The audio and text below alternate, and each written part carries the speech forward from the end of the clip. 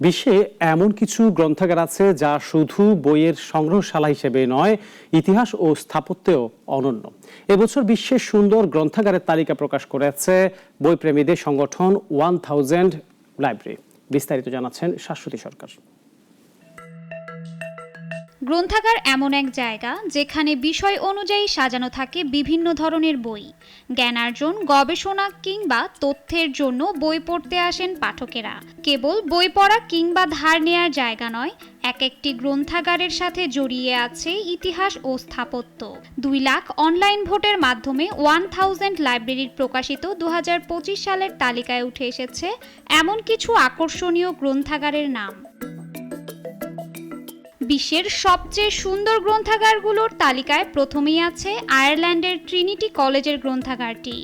ডাবলিনে অবস্থিত এই গ্রন্থাগারে হাজার বিরল পাণ্ডুলিপির পাশাপাশি রয়েছে নজরকাড়া স্থাপত্য। প্রায় 2 লাখ বই রয়েছে এই সংগ্রহশালায়। এখানে ঢুকতে হলে পাঠককে খরচ করতে হবে $22, যা বাংলাদেশি টাকায় দাঁড়ায় 2700।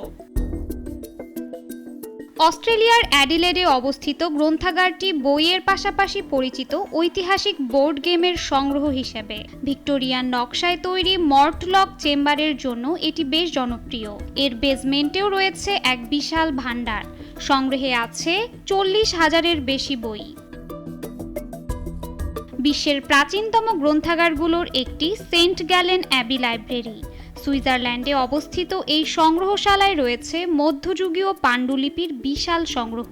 জানা যায় 19 শতক পর্যন্ত এটি ছিল ইউরোপের অন্যতম গুরুত্বপূর্ণ সাংস্কৃতিক কেন্দ্র।